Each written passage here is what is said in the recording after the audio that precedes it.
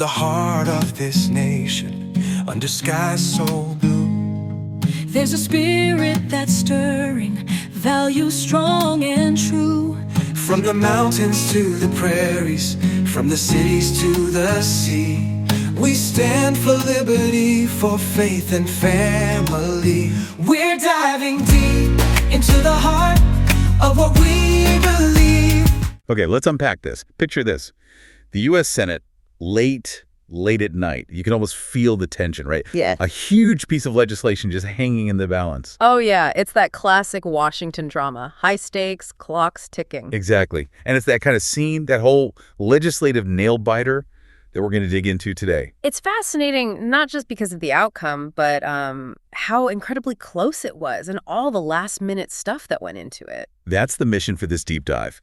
We're looking at June 28th, 2025, and how President Trump's big, beautiful bill managed to advance in the Senate. We want to peel back the curtain a bit, you know? Look at the twists, the turns, those 11th-hour deals. Yeah, we're pulling out the key insights from the sources we've got, giving you a kind of shortcut to understanding how these big votes really work behind the scenes. And the punchline, after all that drama, hours of it, it did advance, 51-49. Just barely. That margin tells you so much about the pressure cooker environment, doesn't it? It really does. Every single vote counted. So let's start with the basics. What was actually in this bill? This is supposed to be his signature domestic legislation. What were the main goals? Well, at its core, there were a few major pillars. First, making those Trump tax cuts permanent. That was a big one. Okay. Permanent tax cuts. What else? Also, getting rid of taxes on tips and overtime pay, which, you know, would affect a lot of workers directly. Interesting. Anything else major? Yeah, there were also measures described as locking down the border and, well, the source puts it colorfully, taking an axe to Joe Biden's green energy scam. Right. And getting the details wasn't exactly straightforward for the senators themselves, was it? The final text dropped really late. Yeah, like the night before the vote late, which certainly didn't help calm things down. What does that usually mean when text arrives that late? Is it just logistics or is there strategy there?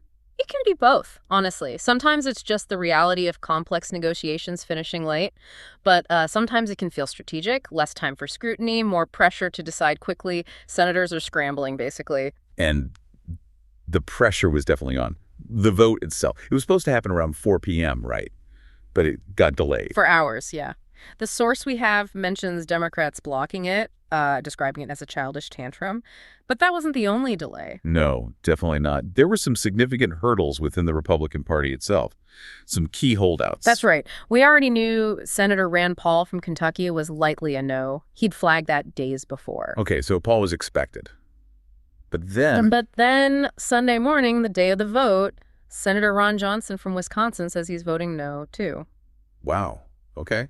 Did he say why? Yeah, he was pretty direct about it on Fox and Friends, said Trump's goal was making the bill better, but his quote was something like, "I'd like it much better. Right now, I'm not going to vote for a motion to proceed today. We just got the bill. I got my first copy about 1:23 in the morning, this morning." 1:23 a.m. Okay, yeah, that highlights the tight turnaround we were talking about. What? And he wasn't alone, was he? No, Senator Thom Tillis from North Carolina also came out as a no. And his reasoning? He focused on the impact on his state. Said, I respect their choice. It's not a good impact in my state, so I'm not going to vote on the motion to proceed. So very specific state-level concerns there. So Paul, Johnson, Tillis. That's 3 potential no votes from Republicans. Well, Johnson and Tillis announced no on the motion to proceed specifically. Paul's opposition seemed more fundamental earlier on. But yeah, these were serious defections, especially with the thin majority the GOP had. Which leads us to this moment of real suspense. Vice President J.D. Vance showing up at the Capitol. Right. He arrived basically ready to cast a tie-breaking vote. The reporting called it the first procedural hurdle on the GOP reconciliation bill. And maybe we should quickly explain reconciliation for listeners. It's that special process, right? Allows certain budget bills to pass the Senate with just a simple majority. Exactly. Bypasses the usual 60-vote filibuster hurdle, so needing the VP there just screams this is going down to the wire. His presence just amps everything up, doesn't it? Signals how incredibly close they thought this vote would be. Absolutely. The VP only comes to break a tie, so it put everyone on notice. This could be 50-50. It's a very visible signal. So let's do the math. The GOP had a 53-47 majority. If Paul and Tillis were definite no's. They needed basically every other Republican senator to vote yes just to get past this first step. No room for error. Which put a huge spotlight on a couple of key senators, didn't it? And led to some unexpected deal-making. Oh, absolutely. All eyes suddenly turned to Susan Collins from Maine and Lisa Murkowski from Alaska. The source calls them the two most notorious rhinos in all of Congress. Rhino, meaning Republican in name only, for those unfamiliar. It's often used, sometimes critically, for Republicans seen as more moderate or less aligned with the party base. Right, and their votes were suddenly make or break for this bill's advancement. And didn't Murkowski get something pretty specific to secure her vote? Something unusual? Yeah, this is a fascinating detail. The source mentions a gift, a special tax cut, just for Alaskan whaling captains. Whaling captains, seriously? Seriously. To benefit subsistence hunters in Alaska, it sounds, incredibly niche. But it tells you a lot about how legislation sometimes gets made, doesn't it? Very specific trades for individual votes. Exactly. It's not always about the grand policy vision. Sometimes it's about addressing a very particular local concern to get that one crucial vote. So did it work? Did Collins and Murkowski vote yes? They did, ultimately. Both voted to proceed. Though the source notes Murkowski still helped drag the process out by over an hour, even after getting that concession. Wow. So even with them on board, it wasn't smooth sailing yet. Not quite. After that drama, 3 more senators apparently held things up. Cynthia Loomis from Wyoming, Rick Scott of Florida, and Mike Lee of Utah. Okay, what was their issue? The source says they held up the vote for 2 more hours until another deal was cut. It doesn't detail that specific deal, but clearly more negotiation was needed. And then what happened? This is like peeling an onion. Then came the big flip. After all those extra negotiations, Ron Johnson changed his vote. The same Ron Johnson who announced no that morning. The very same. He switched from no to yes. And that must have been the clincher. That was it. That provided the needed vote margin. It just shows how fluid things were right up until the very end. Deals being cut, minds being changed. So, after all that chaos, late-night deals, the whaling captains, what was the final score?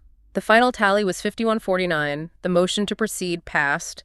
The bill advanced. Despite the defections, despite the drama. But as you said, this was just the first hurdle, right? It's not law yet. Not by a long shot. This just opens the door for the full debate on the Senate floor. And what's the immediate next step? More delays. Seems like it. Democrats have vowed to use another procedural tactic, forcing the Senate clerk to read the entire bill aloud. How long could that take? Could be up to 15 hours, maybe more, depending on the bill's length. It's a stalling tactic, basically. But is it likely to actually stop the bill? The source seems skeptical. It predicts this is likely only delaying the bill's inevitable passage. It buys time, makes a point, but probably doesn't change the ultimate outcome on this particular bill. Okay, so stepping back. Yeah. We've walked through this pretty wild ride for just one procedural vote on President Trump's big, beautiful bill. Yeah, it really is a perfect snapshot, isn't it? The alliances, the back and forth, the individual senators having huge leverage at key moments. It wasn't just about the big policy ideas, was it? It was about managing all these individual concerns, making deals, sometimes really specific deals, on the fly. Absolutely. It highlights how much of this process isn't just about the merits of the policy as written. It's about negotiation, personality, timing. And sometimes, apparently, about tax cuts for whaling captains. You got it. Sometimes the path is pretty obscure. So when you look at this whole saga, just for one vote, what does it really tell you about how major laws get made in Washington today? The compromise, the pressure. It really makes you think, doesn't it? Yeah. And maybe that's something for you, the listener, to consider. If this much drama and hidden negotiation goes into just advancing a bill, what other pressures, what other individual calculations are happening behind the scenes on votes that don't get this kind of minute-by-minute coverage? That's a great point. How much of legislative success boils down to the policy itself versus navigating all that personal and political math that happens away from the cameras? Something to chew on.